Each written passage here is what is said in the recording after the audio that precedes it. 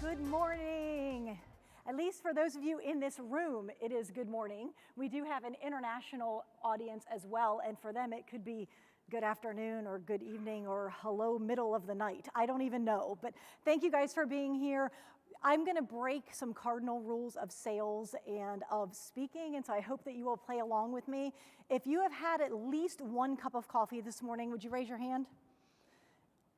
Okay, those of you who did not raise your hand either are lying, or you did a Red Bull, or you did not stay up late last night. So I'm a little jealous because I have had less than one cup of coffee, but we have plenty to talk about this morning. So what we're gonna talk about is sales and cybersecurity sales specifically in a post-pandemic world. And obviously that is the world that we are in right now. And about a year and a half ago, many of us were thrust into a brand new way of doing business.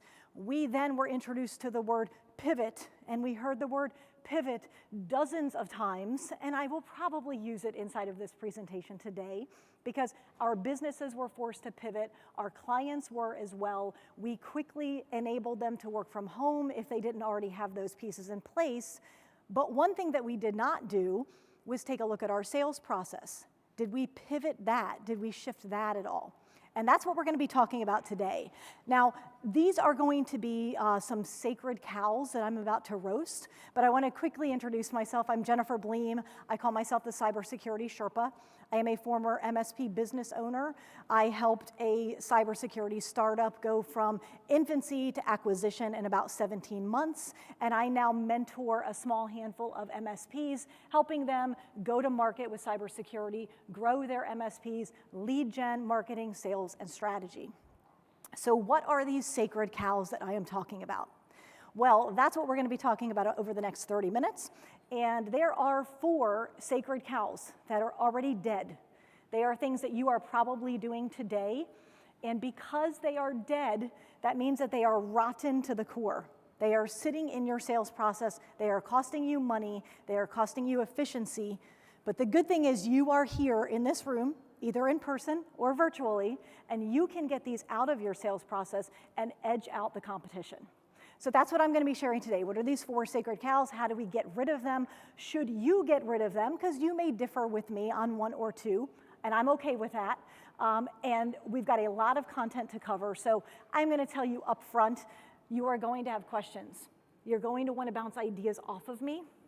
You may want to argue with me. It's okay, I've got pretty thick skin. So I will be down front afterwards, or shoot me an email, jennifer@mspsalesrevolution.com, or connect with me on LinkedIn, and we can bounce these ideas off. We can switch and turn and make them fit for your company the way we need to. So what is sacred cow number 1? Sacred cow number 1 is choices. Now, what I mean by that is that when you're selling managed services, you may sell silver, gold, platinum, and the list goes on. But when you sell managed security, you need to have a core solution. I have helped about 150 MSPs at this point create their cybersecurity stack. And invariably, when we start to create it, it is extremely complex. And we have a low version, and then we have a middle version, and we move things around. And we're like, well, what about SIM? What about XDR? What about EDR? And by the time we rearrange it, what ends up happening is we gradually consolidate into one offering. And perhaps there are some optional pieces. Maybe there's compliance as a service, or maybe there's an incident response service, or perhaps some pen testing. But the core of your offering should be one single solution. And the reason that coronavirus has taught us that is that your clients are now a little bit uneasy. They've weathered the storm. They are hoping there is not another storm on the horizon, and they are being very careful with how they spend their money and how they invest things, and they want simple. And if you present options to them, hey, here's a low, a medium, and a high, the confused buyer will not buy. Now, the theme of this event is controlling the chaos. And what better way to control the chaos than to have a single option? So operationally, it's easier. From a sales standpoint, it's easier. So have a single option. Now, the second sacred cow I'm not going to spend a ton of time on, but the second sacred cow is focus. We have lost focus. And I don't mean our focus as MSPs. I mean the focus of your clients and your prospects. Because gone are the days where 100% of your sales calls were done in person, in a boardroom, or in the executive's office. Instead, many of you are making your sales calls via Zoom or Teams or simply a phone call. And I talked to many MSPs that closed sales during lockdown, and they did not go on site. They did everything virtually. And that's a fantastic advantage because it's faster, it's less expensive. But what you lose is the ability for those prospects to give you all of their time and attention. Because just like we sit at our desks and we get distracted by a Teams message or Slack pinging at us or a pop-up from Facebook or someone knocking on our door, your prospects have that same challenge. So when you are on a sales call, you have to focus their attention on you. And if you're not aware that you are competing for their attention in a way that you didn't have to do in an in-person appointment, then you are going to lose some market share. Some very practical ways to do that are to create a pitch deck. And before you cringe and say, oh, nobody wants to sit through 30 slides of a pitch deck, I agree. But a pitch deck doesn't need to be, I start at slide 1 and I go to slide 30. It can mean that you're talking, and as you sense that you are losing control and you're losing their focus, that you say, oh, let me pull this, I may be able to describe this better visually. You scroll to slide 7, you show your screen, and just simply that flip from showing one slide to showing your face and then back again, that will be enough to get their attention. So a pitch deck is an idea, giving them something they can take notes on, where specifically you are going to ask them questions during your presentation and you expect them to take some notes and share their input later. So don't assume that you have their focus. Now, sacred cow number 3. This is the one that is a little bit controversial. So please don't walk out of the room. We can definitely talk about it. But sacred cow number 3 is the free audit. Now, whether you call it a free audit or a free cybersecurity assessment or a free data analysis, free is dead. Free is dead. Stop giving away a free network audit. Because everybody is giving away a free network audit. How many of you in your sales, actually I'm not going to ask that, most of you in your sales processes are giving away a free network audit. And if everybody is doing it, number 1, it's not valuable. Number 2, it does not differentiate you at all. So I would argue, and my clients are successfully selling the network audit, security audit, security assessment. And some of them are selling it for $500, some are selling it for $2,000. It's a very powerful thing at the end of your initial sales call to say, now, Mr. Prospect, this is where many of my competitors would offer to do a free network assessment. Now, I can save you all of the time and the hassle of them coming in and doing a free network assessment because I know, and everybody in this room knows, what it's going to show. It's going to show that your backups are out of date, anywhere from 3 weeks to 3 years. They've probably never been tested. At least one computer is going to be missing patches. Probably the server doesn't have antivirus. But that doesn't mean anything to you. So that is why what we do and how we are different is we come in, we do a detailed cybersecurity assessment. Now what that means is that we do some of the same scans, but then we bring it back to the office and my team puts in about 10 hours of time. And obviously this is not free because as business owners, we know if someone's giving away something for free, it's probably not particularly valuable to them or you. That's not the way we choose to do business. And so we do charge for our network audit. It's a valuable investment. And at the end of that, what you're able to do is take our roadmap and either implement it yourself, implement it with another IT company, or you can partner with us. And if you partner with us, we will credit that towards your onboarding or your first month of service. Now, what you just did is you built the value of what is hopefully an already valuable service. Because you can't be giving away a valuable service and expect the prospect to understand the value of it. So if it is valuable, charge for it. You are worth it and your prospect is worth it. And by the way, what you also just did was lay a little bit of a landmine for all of the other MSPs that are coming behind you going, I'd like to do a free network audit. Your prospect is going to go, oh yeah, that's that thing that's free, that's not very valuable, that all the other companies do. And this other company I talked to is unique and different, and that's not the way they approach it. So all of a sudden you have positioned yourself as a leader, and you haven't even done any work for them yet. All right, so let's shift to sacred cow number 4. Sacred cow number 4 is selling technology. Now, many times I get into a little bit of a argument, shall we say, or a very strong discussion with MSPs who are opting to sell technology. And here's what I mean by that. Real live example from just a few months ago.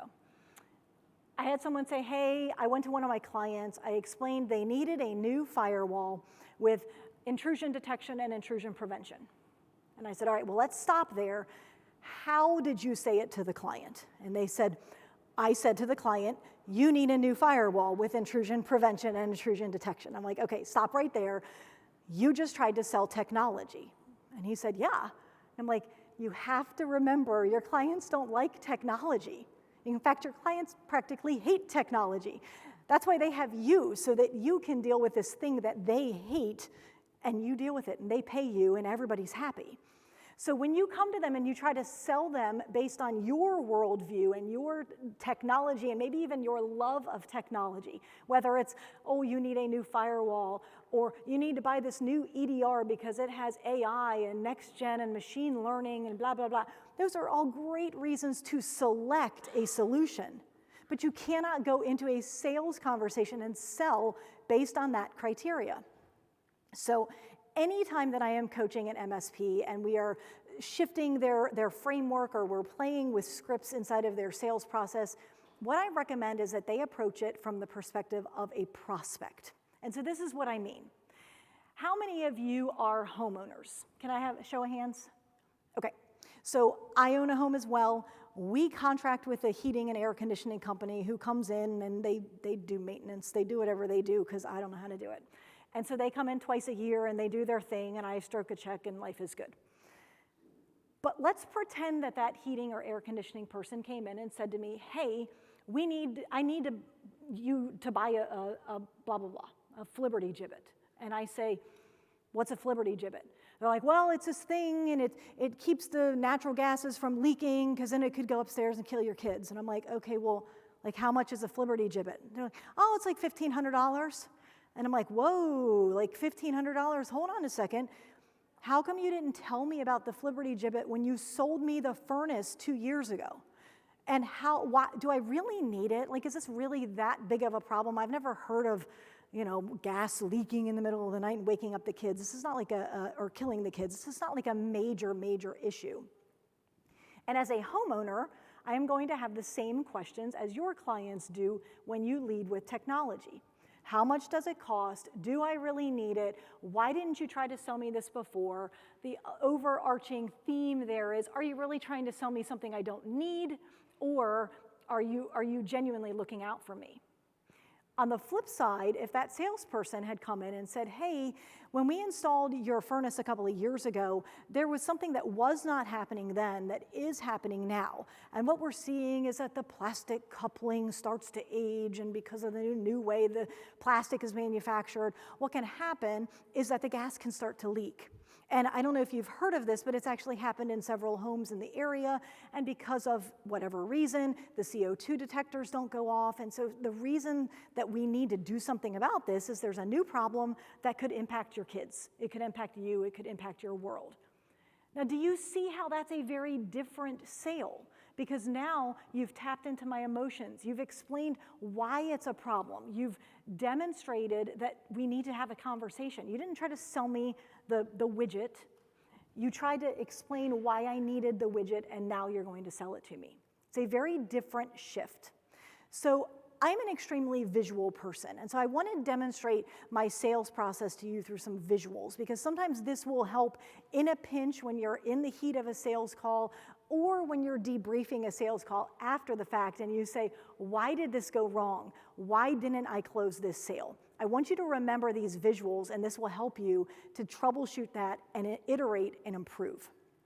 So my managed services and managed security sales process is based on a book called Gap Selling. Gap Selling is by a gentleman named Keenan. If you are active on LinkedIn, I highly recommend that you follow him. And in this book, Gap Selling, it is primarily for enterprise sales. But I'm a sales junkie. I love sales books. And so as I was listening to this, I said, yeah, this is exactly what I teach. And so I'm going to translate his fairly thick sales book over the next couple of minutes so that you can see how to apply his sales methodology to managed services. So bear with me because I do want to see how much time I have and make sure that I don't go over, even though I have a bit of a buffer at the end. I want to be super respectful of your time. So gap selling is the concept that where your prospects are is very different from where your prospects need to be. And they are unaware that there is this Grand Canyon-sized gap between those two. And so if you think back to your last sales call, perhaps someone called you because they had a printing problem or because there was just that final straw on the back, right? It was, well, we've been underserved for a while and we just don't feel like we're getting our money's worth. And then when we finally went down for a couple of days and we couldn't get to this file, enough was enough, now I called you. That's where they are. They think their problem is, I couldn't print, I'm being underserved. You and I know that, okay, fine, you couldn't print, you're being underserved, but your backup is probably a mess, and chances are your cybersecurity is woefully neglected. So there is this huge gap. Does that make sense? Okay, I appreciate the verbal because there are these lights. I can see people, but I cannot see eyeballs, so I appreciate the feedback. Okay, so we've got this gap. So your first step as the salesperson is to reveal the fact that there is a gap. So if you're a note taker and you're writing things down, that is step one, reveal the gap. Well, step two is the part that is the most uncomfortable for most MSPs. Step two is feel the gap. Step two is that you have to get the prospect to feel two things. Number one, what would it feel for them to come over into the promised land, into this wonderful utopia that you are painting? That is one set of feelings. The other set of feelings is, what happens if they stay over here?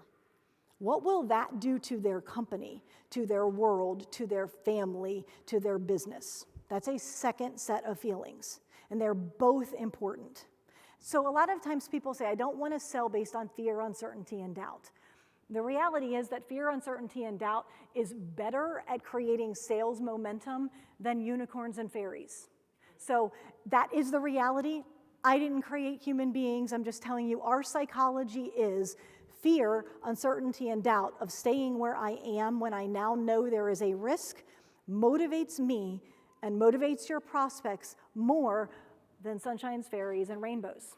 So if you choose to sell just based on sunshine, rainbows, and fairies, you can do that, but your closing rate will be different than someone who utilizes fear, uncertainty, and doubt. And if you are only utilizing fear, uncertainty, and doubt, your closing ratio will be lower than someone who chooses to use both sunshine and fairies and fear, uncertainty, and doubt. So feelings are so important. So reveal the gap, feel the gap, and then the part we all love, heal the gap. This is where we close the sale and we become the hero. So I want to unpack this a little bit more for you because, okay, great. Reveal the gap, feel the gap, heal the gap. That's awesome. Thanks, Jennifer. I appreciate it. Great session. Goodbye. I want to share some actual frameworks with you. Now, I'm not super big into scripts. Scripts are okay, but the way that I sell and the script that I use is going to be very different than any one of you in this room. We all have our own selling personality. Some of us can barge into a boardroom and be larger than life, and that's our selling personality, and that works, and that's okay. And some of us are a little more quiet. We're maybe even nurturing. We're almost like a big teddy bear in sales, and that's okay as well. And so I'm going to give you some scripts, but I'm going to ask you to massage them and make them work for your business and for your personality, and maybe even for multiple personalities of salespeople inside your organization. So when we are revealing that there is a gap, here are some ways that you can do it. Did you know about ransomware? Do you know there's this crazy thing called ransomware? Or even, you know how Rebecca clicked that link last week and like you called us in a panic and nothing happened, but in the back of your mind you kind of felt like maybe something could have happened. Do you know what could have happened? Can we talk about that? Do you know what that looks like? What that could look like to you? And what you're doing is you're just having a conversation. You're educating them. And you can also even bring up some of the larger hacks in the news or businesses in your area. Hey, did you hear how so-and-so got hacked? Then you can simply talk about how cybersecurity is an industry. And if they have not done something to change their cybersecurity posture, and please don't use the word cybersecurity posture with them, I am using it with this room because I know that you understand that. But if they have not changed something in the last year or two, I guarantee you the bad guys have. And therefore we have to do something simply to keep up.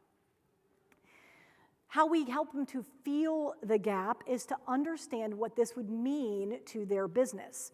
And so one way of saying this is, you know that a lot of people reuse passwords. Like I'm sure you never do, Mr. Prospect, but you know that in general, people not in this room reuse passwords. And they're gonna have to say, of course, yes, of course they do. Well, what else, like let's say that Bob reused a password and he used the password for LinkedIn and maybe he uses that same password for your accounting system, which is what, QuickBooks or Quicken? Oh, okay, awesome, you're using Xero, fantastic. So what if Bob's LinkedIn password gets compromised? What else does he have access to? Oh, he does have access to these other accounting or CRM or health records. So what happens if the bad guys get into that? What does that mean to your company? What does that mean from a PR nightmare? What does that mean from a cost standpoint? Would you have to pay to monitor credit? And so there are ways that you can have conversations that help to put the prospect as if they are in the bad situation without them actually being there. And that's what you're trying to do, is create feelings. Another way that you can create feelings is to talk about human error. Depending on the statistics that you look at, it's anywhere from 80 to 95% of the breaches and the cyber incidents are caused by human error. So you can educate them. You know, most of the things we see are caused by human error. It's not that your employees don't like you, it's not that they're out to sabotage your business necessarily, although that does happen on a smaller basis, but they simply get busy, especially if they were working from home during the pandemic. They got busy. And so as you start to have the conversation with them about human error, you can start to have a conversation, well, what would it mean if one of your employees did something they weren't supposed to do? So you start to talk about those business implications. Well, who would call your list of clients? How would you pull up the list of clients? Because maybe you've got a ransomware infection and you can't even get to your data that's in the cloud. So how would you access that data? Who would call them? Oh, Mr. CEO, you would want to call all 100 of your top clients. Totally understand. So are you calling your wife to let her know you can't pick up the daughter from ballet, or would you delegate that to your virtual assistant or your executive assistant? Because that's the reality, is that if the CEO wants to call all of those clients, that is time. Who's dealing with insurance? Who's pulling money out of the bank? Do they have money? Are they insured?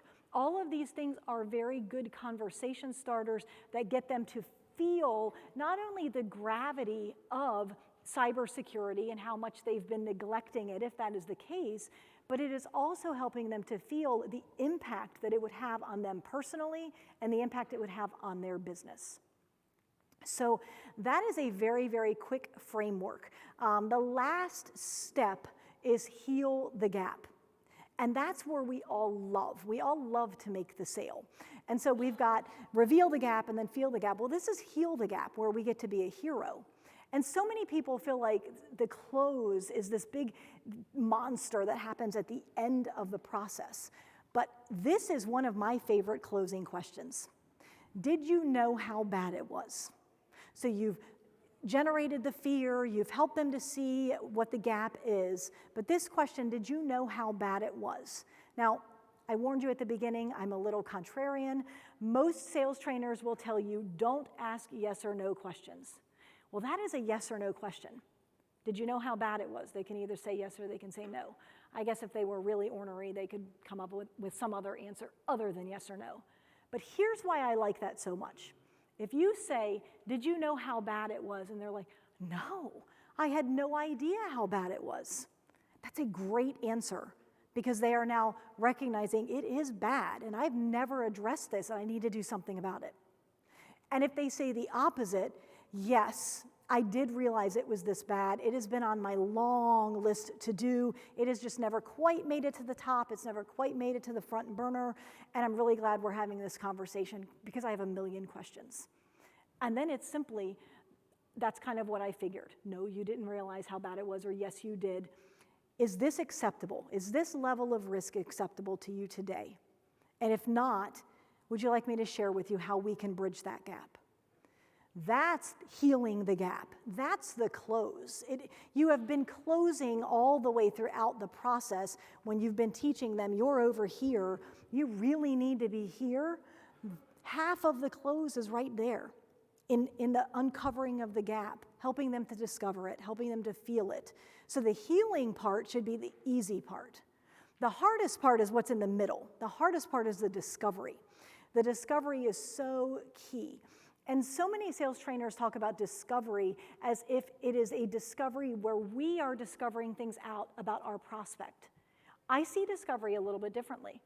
I see discovery as I probably already know what's happening inside your company. I may not know all of the details, but my job as a salesperson is to help you discover the gap. Discovery is for the prospect. Discovery is not for the salesperson. And that's a pretty major shift. And so I've created a couple of resources that you can go to my website and download under freebies. So if you go to mspsalesrevolution.com/freebies, you're going to see a long list of discovery questions. And then the second thing you're going to see is a list of implications. Now, what I did is I went through about 15 or 20 recent breaches, and I went through and said, how did this impact the company? Everything from accounts receivable, accounts payable, lost clients, lost brand equity. And I listed all of those, but then I aligned every one of those implications to which role in the company would care about this. Because the practice manager or the office manager probably cares a little bit about the brand, but the CEO cares a whole lot about the brand because the CEO, it's his or her baby. That's the sweat equity and the blood, sweat, and tears that went into starting the business. And so each of the business implications are then mapped to the person who is in the room that you are talking to, because you have to tweak your presentation and your discovery to who is in the room with you, whether that's a physical room or a virtual room. So highly recommend that you download those resources. That will also reinforce and remind you to use the gap selling system, whether you use Keenan's, who he uses different words, but I love the way of just remembering it with the visuals and the rhyming words. So your job is to reveal the gap, help the prospect to feel the gap, and then finally, step in and heal the gap as the professional salespeople that you are. Thank you so much for your time. I will be down front and able to take some questions.